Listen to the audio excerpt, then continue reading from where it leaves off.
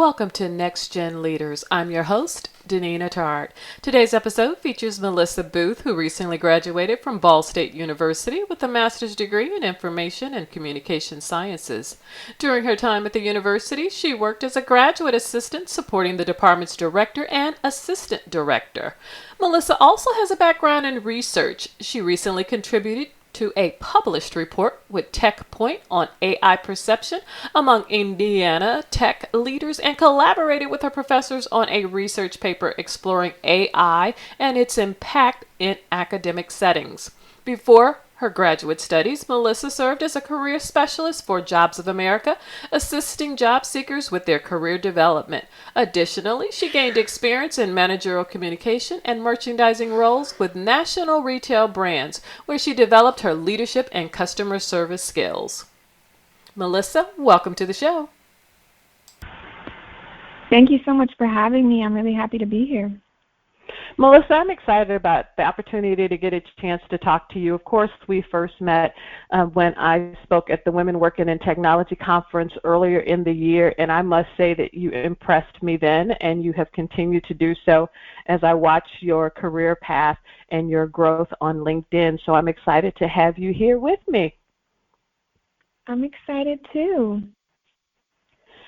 I'm going to jump right in. I'm not going to wade in. I'm going to jump in. I want you to share with our listeners what inspired you to pursue your field of study.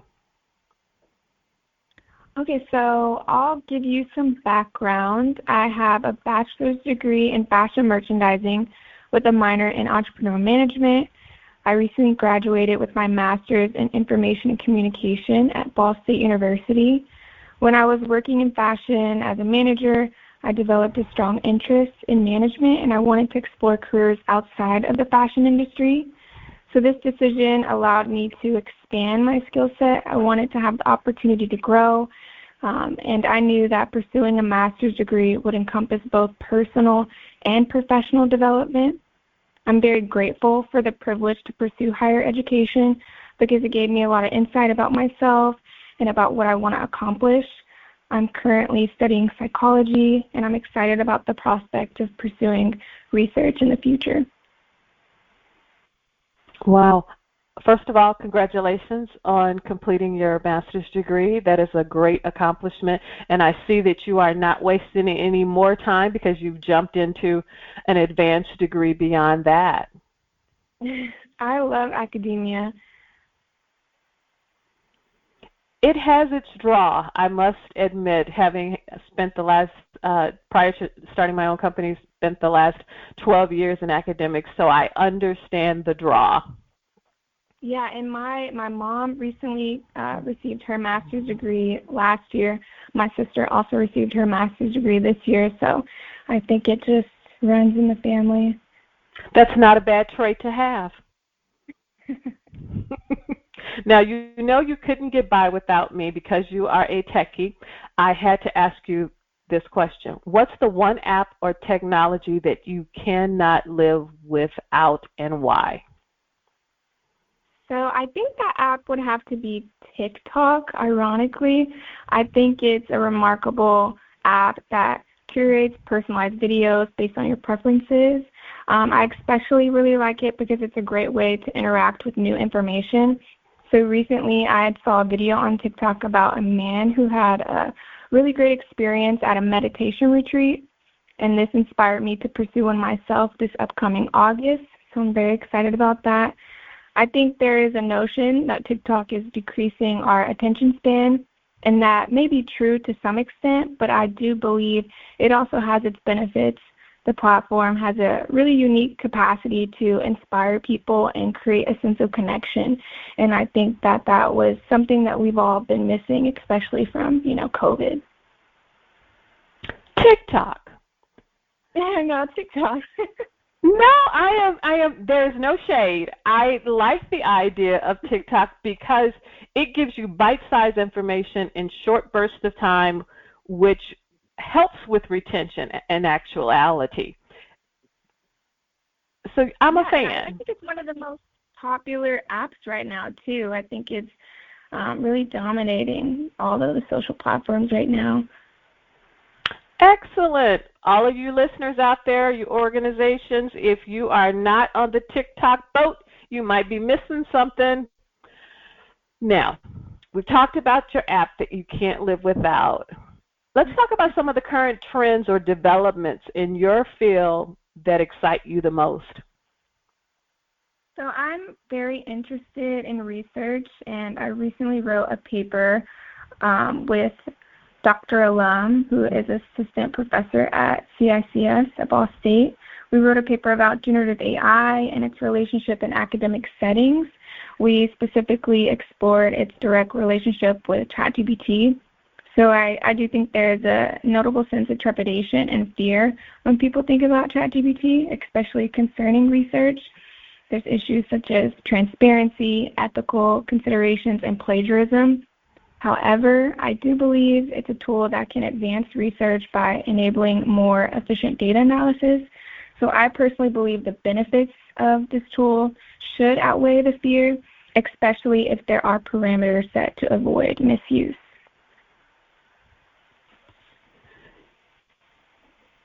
I'm almost speechless because you laid that out so perfectly. I love it. Now, is this the research that you also had the opportunity to present with TechPoint there in Indianapolis, or is this a separate presentation that you did? This is separate. Okay, so tell us a little bit about, if you don't mind, your presentation at TechPoint. So this was a project that I'm especially really proud of. It was the first project that I had the opportunity to manage in its entirety.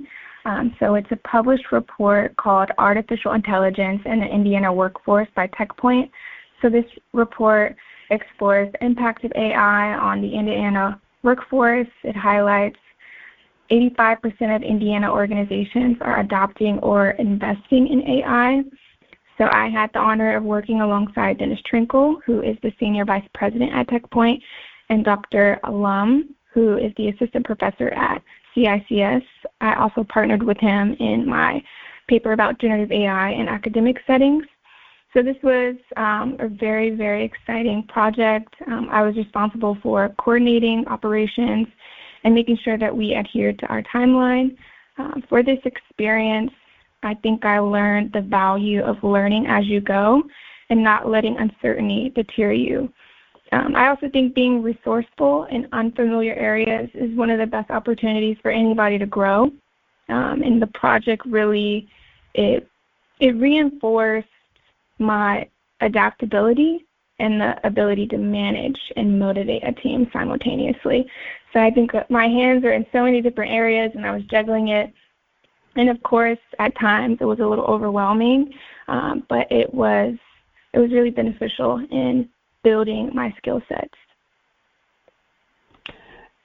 Congratulations. That is a great accomplishment. And when you were talking, the words that came to mind was resiliency, tenacity, determination. All of those skill sets is what an organization needs.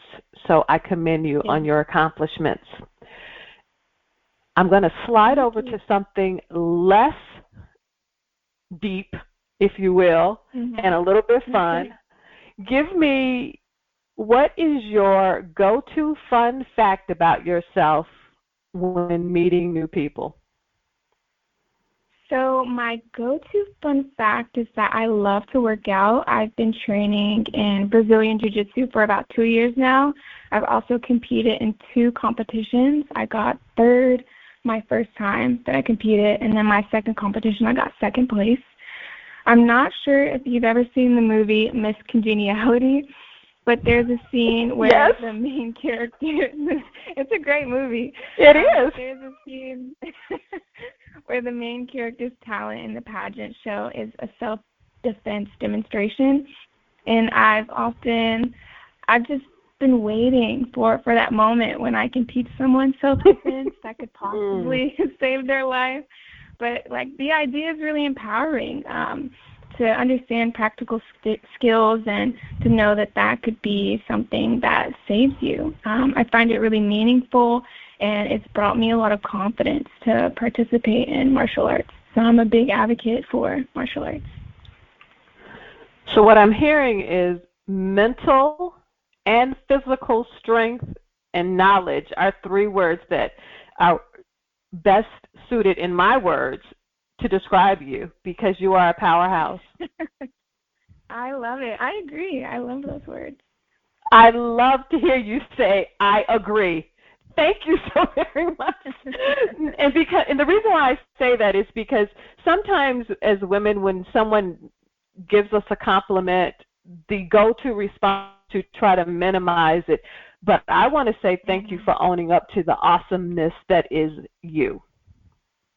Thank you for recognizing it. I appreciate it. This has been a wonderful time getting to know you, and I hope that as our listeners listen to your story and learn a little bit more about you, that they will reach out to you and connect with you through your LinkedIn profile because you have a lot to offer an organization and you bring a lot to the table, and I wish you nothing but continued success in your journey. Thank you, and thank you once again for allowing me to participate in this. It was a lot of fun. I always enjoy talking to you. Thanks so much. You're welcome. Listeners, join us again as we explore the inspiring stories of tomorrow's leaders, offering a community of support, growth, and innovation. Proudly sponsored by Atard Leadership Academy, Next Gen Leaders is a part of the Learn, Lead, Go podcast, committed to nurturing the next wave of leadership talent.